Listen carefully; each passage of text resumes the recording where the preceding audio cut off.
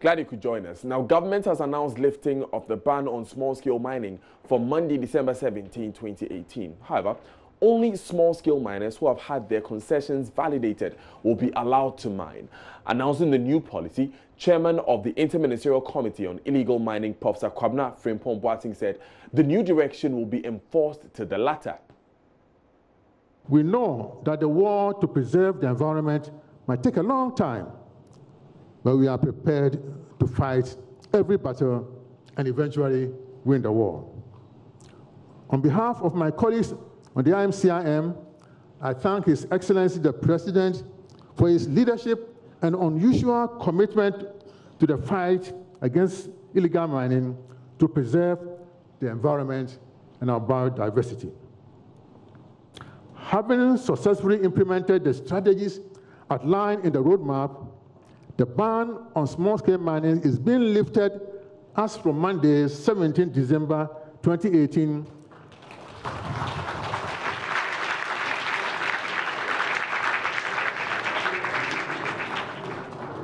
I didn't finish the sentence.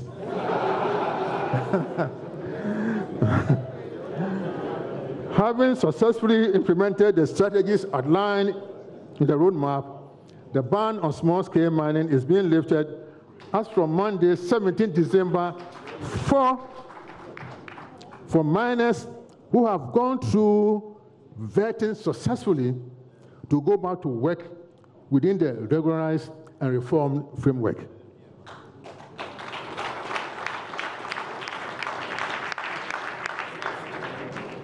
Ladies and gentlemen, the framework as outlined in this address is therefore duly launched.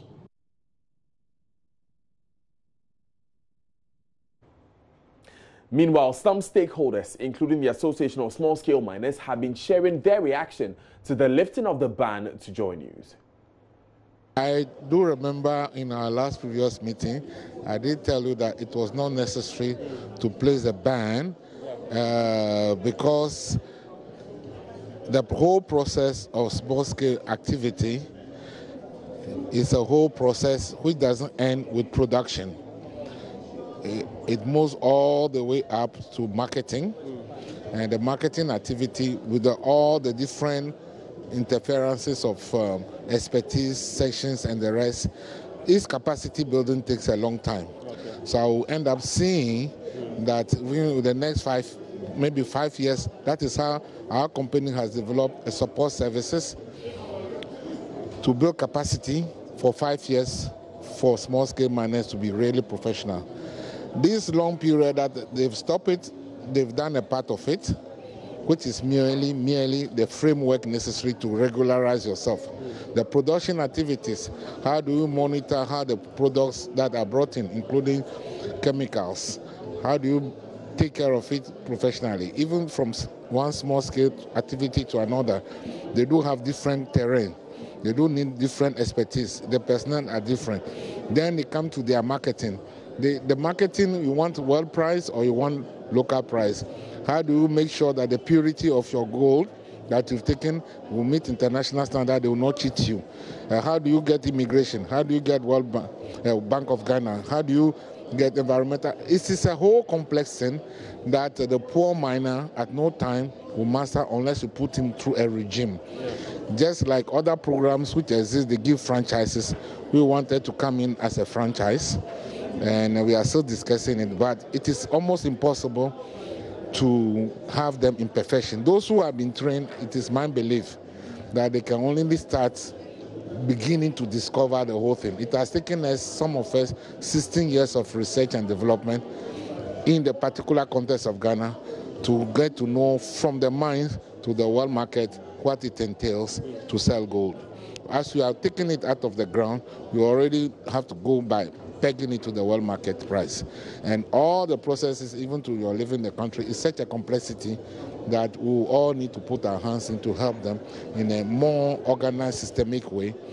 And it's excellent. That is why I said they've done well and we feel relieved. I'm happy. In hindsight, what they have done gives me two positions. One, that's how much it takes only to take care of the legal framework and part of the production. By the time they will want to go to the pure methods of production technicalities, by the time they go on to teach them how to market it in the world price, by the time they talk about refineries or value addition, we'll need 20 years if the ban had to continue. So it's good. We have sowed the seed, and they are going to allow us to build capacity for the betterment of our country. He also mentioned that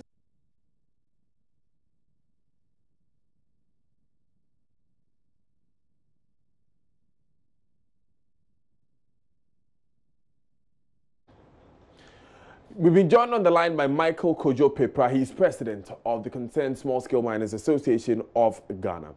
Mr. Pepra, thanks for your time. What are your thoughts on this new policy? I think, first of all, let me extend my my greetings to your cherished listeners. I think, first of all, the reforms are something that we small-scale miners are privy to. Some of the reforms are already in existence, but the only problem we had was the enforcement or the monitoring. Like, not long ago, people were working in the river bodies. People were washing their tailings into the rivers, and it was causing pollutions, and it had a lot of effect on the citizens. And like people were abusing the use of the mercury and so forth.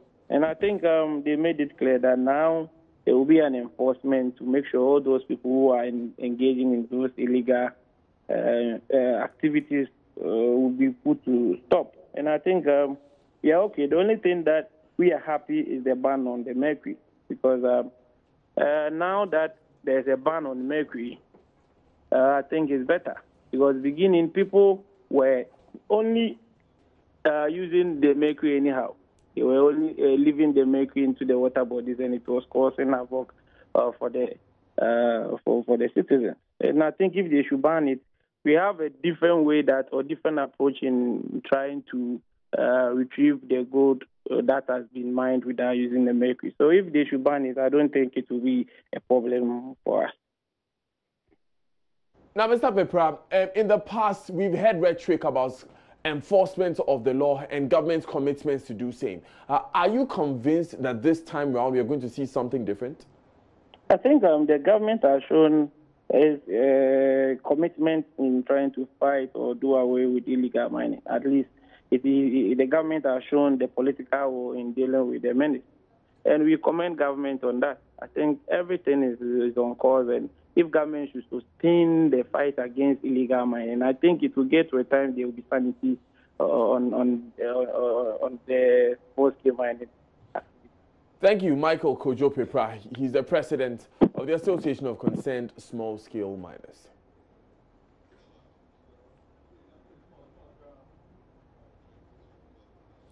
Now let's take some highlights of the chronology of events leading to the ban on illegal and legal small-scale mining.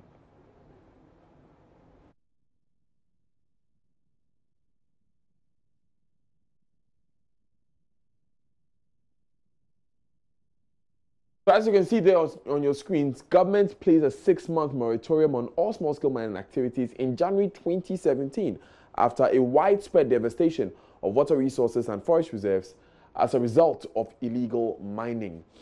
Of course, there was a backlash from small-scale miners who insisted they had licenses and operated within legal environmental requirements. Government also launched the Chebi reclamation projects to restore 18 mined areas in Chebi Township. Now, this committee, the Interministerial Committee on Illegal Mining, which today launched the mining policy, was set up at cabinet level. It was tasked to, among other things, carry out certain activities to bring sanity into the artisanal gold mining sector. This included setting up Operation Vanguard, which was a task force comprising officers and men from the military and police service to prevent further pollution of water bodies and land degradation. Now, government also formed district mining committees against illegal mining with clearly defined terms of reference. Now, all of these activities were coordinated by the IMCIM, which is the Interministerial Committee on Illegal Mining. Included deploying satellite imagery and drone technology to monitor activities of illegal miners, restoring of course, some information here that the cost of restoring a single hectare of degraded land is estimated at 60,000 Ghana cedis. In September 2017, small-scale miners in the Ashanti region staged a demonstration against the ban. Now, small-scale miners have been kicking against the ban in times past, as you heard the sentiments being expressed there in that interview with Latif Idris. Now, October, just a month later, the ban was extended for another 3 months.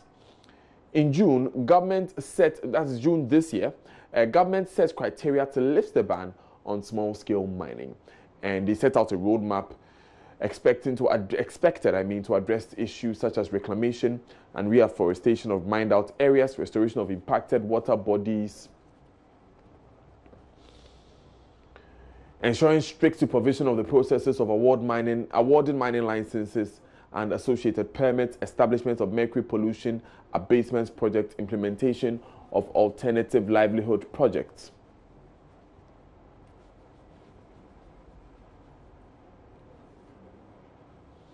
Right, so there were a number of different activities that took place, and of course, somewhere in August there was the hint that small-scale mining will be made legal once again, will be allowed once again before the year is over.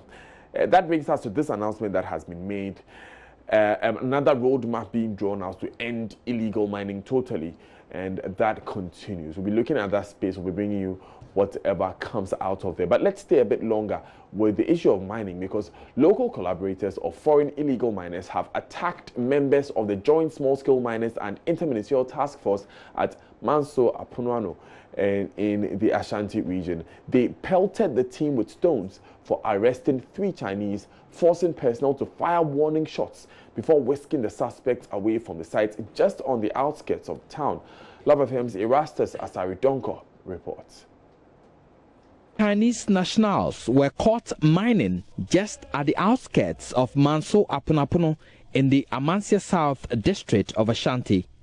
The vast open pit within sight was indicative of gross defiance of the ban on mining. Their Ghanaian collaborators will not allow the task force to take their Chinese counterparts away without a fight. They started pelting them with stones. Patrick Donchebe is deputy commander of the small-scale anti-illegal mining task force. We were giving warning shots because we were attacked by the town. They were preventing us from arresting the Chinese. So we have to leave with the 3 Chinese and call for reinforcement so that we'll go back for attack again or go and see what. They were not armed, they were throwing stones. All the time we were throwing stones, and we were armed with pump actions. And what we can do is to give warning shots. So warning shots can save it, and that saver is to withdraw. As government moves to lift the ban on small-scale mining, the Interministerial Task Force is teaming up with the Ghana National Association of Small-Scale Miners. The aim, according to Nana Jekum of the Interministerial Task Force and National Small-Scale Task Force Commander Berasi Ando, is to police the mining terrain and ensure compliance with mining regulations. Now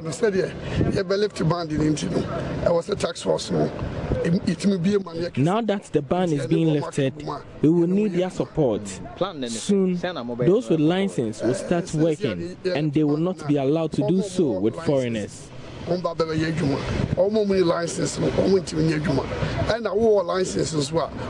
Foreigner especially Chinese. You see, we the small scale mining task force, we know our members and we know those who are doing the correct thing and those who are not doing the correct thing. So if we come together and we marry, we can easily take out all the illegal miners in the system so that we will know this is a good miner and this is not a good miner. So for the collaboration is very good.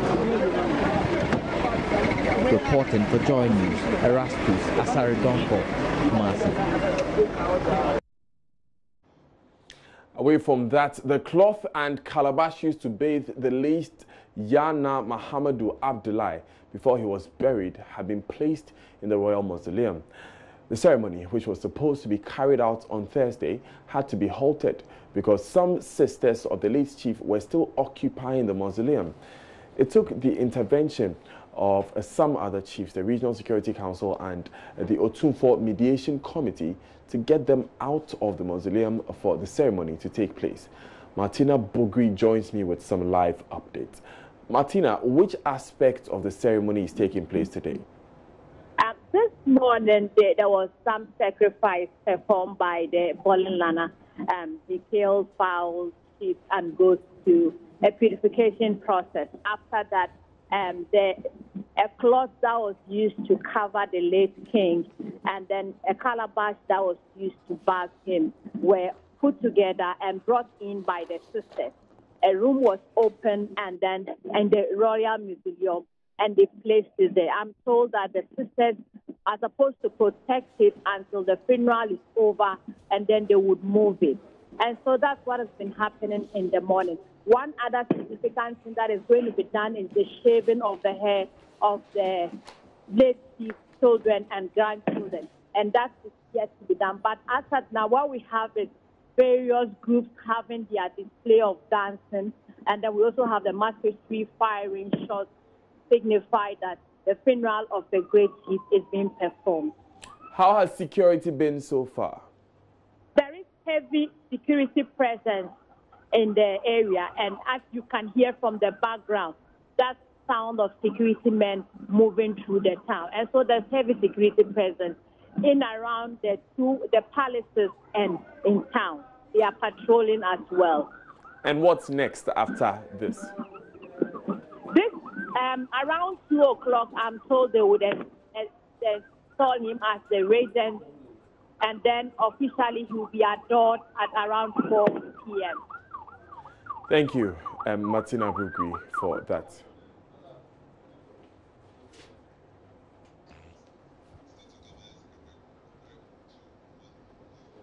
You're still live on Joy News today with me, Daniel Daze. Still up ahead in business, fuel prices are expected to reduce significantly at the pumps next week. Stay with us.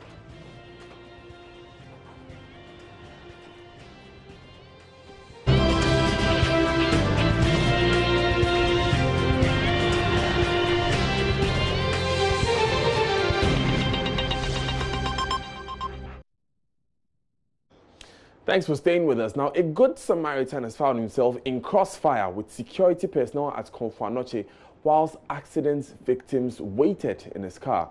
For a moment, he thought he was doing the work of a good Samaritan when he volunteered to convey accident victims to the hospital, apparently in the absence of an ambulance. However, what Patrick Amwako felt was poor response of health and security personnel at Chronology Hospital to the emergency landed him in trouble.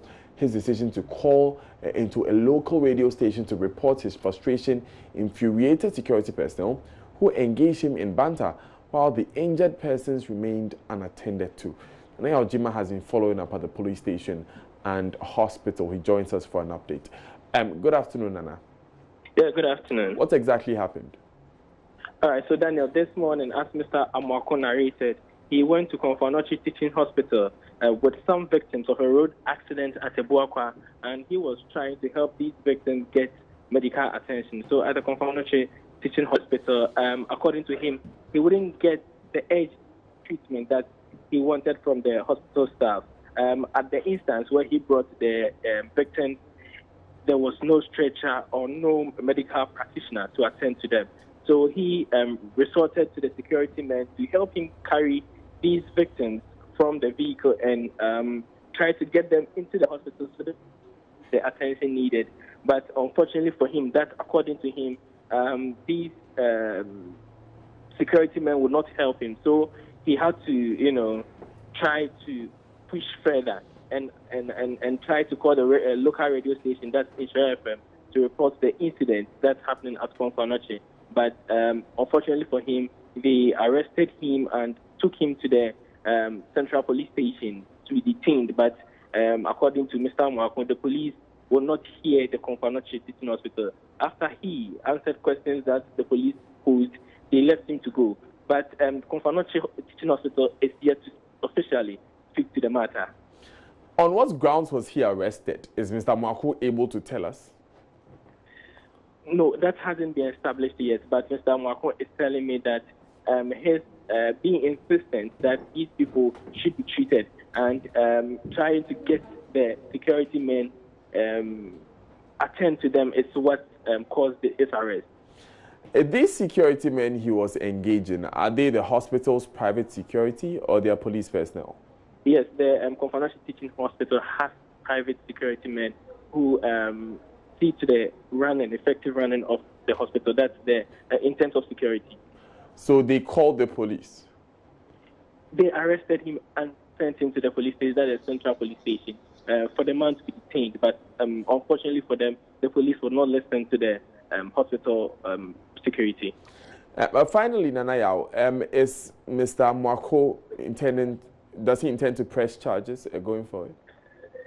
That has not, he hasn't spoken on that yet, but right. He is saying that he wants the people to be attended to, and the welfare of the people is his priority now. So after that, he will make a decision on the way forward. Thank you, Nane Aljima, for informing us on this. Now, the Ghanaian Center for Jobs, Migration and Reintegration says the lack of information on opportunities for the country's youth is a major cause of their migration to other countries. It wants governments to educate Ghanaians on job opportunities in the country. This came up at the first anniversary celebration of the center here in Accra. Kenneth Aochidako has more in the following report. The Ghanaian German Center for Jobs, Migration and Reintegration has provided counseling for over 6,000 people looking for prospects to stay in or return to Ghana. It was commissioned to provide advice on employment and educational prospects for Ghanaian youth, returnees and perspectives of migrants. Speaking to Joy News on the sidelines of the first-year anniversary, Senior National Program Coordinator for the Center, David Yao Mensah Tete, called for increased sensitization by government and all stakeholders in the provision of the requisite information on options that exist. We should revamp the way we give information out. I think some 30 years ago, the Ministry of Information had a lot of information vehicles going to the villages, the rural areas, informing people with films. Yeah, GBC used to do that. Today, they don't do it again. And I think it's all about the lack of information, the right information. Today, we all have Android phones. He picks up the phone, he sees what is going on at the other side of the world. And yeah, without even trying to find out how come, how is it that these people are living this way and I cannot live that way. Yeah, so it's this lack of information, this gap that we want to bridge. If I know how the Germans got to where they are, that it took them over 250 years after the war, the whole of Germany was broken down, was destroyed. They picked up the pieces. So if they know that, they would then treasure what we have here. If you travel, then you realize what you have back at home. It is not easy there. It is not easy there. But we have something. Let us ask ourselves, why are investors coming to invest here? If it's a bad country, if it's a country that has no prospects, why are they coming to invest here? Faida Boy, a beneficiary of the program, tells Joy News how the center has impacted his life since his return from Germany a year ago after unsuccessful attempts to secure documentation. When I actually came back home, it was very hard for me because I've not found anything to do, and it was very hard for me, I didn't even know what to do. But when I heard of this organization and I approached them right now, they gave me some business ideas, and moreover, they have offered me a place to live.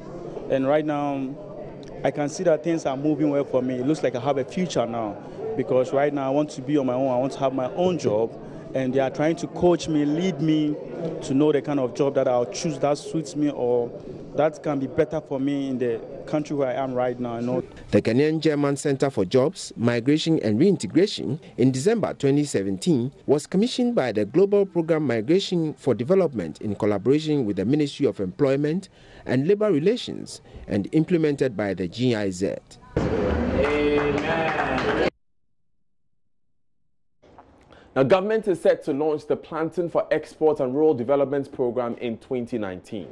The program seeks to create sustainable raw material base to spur up the industrialization drive through government's flagship One District, One Factory initiative. The Deputy Minister of Local Government, Collins Intim, in charge of rural development and agriculture, said the policy would be launched early next year. He was speaking to Joy News on the sidelines of the National Dialogue on promoting investment in food and agriculture. Henry Kwetu Bedu has more in the following report. Ghana is yet to realize its full benefits as a huge chunk of its agriculture cash crop produce is exported to be processed. The effect is that the country loses out on expected foreign exchange as huge sums of money are sent to procure manufactured goods. A national dialogue was therefore organized by the Food and Agriculture Organization, FAO, aimed at promoting investment in food and agriculture through growth and agribusiness development. Chief Executive for the Chamber of Agribusiness, Anthony Stella Morrison, speaking at the forum, called on government to implement a clear roadmap towards adding value to agriculture produce. Everything that should move out of Ghana, which is agro-based, value must be added to it. That is the only way of making sure our core value chain development is sustained. We're talking about sustainability of the value chain, and the value chain can only be sustainable when we add value. You see, when you add value, you create jobs. When you add value, there is technical capacity being given to the workers. When you add value, at the end of the day, there is a foreign direct income to the country, and the resources flow across board. But when it's from just the field to export, I mean, the rest of the value chain is truncated. Deputy Minister for Local Government in charge of Rural Development and Agriculture says government will initiate the National Tree Crop Program to improve household income and to support its flagship One District, One Factory project.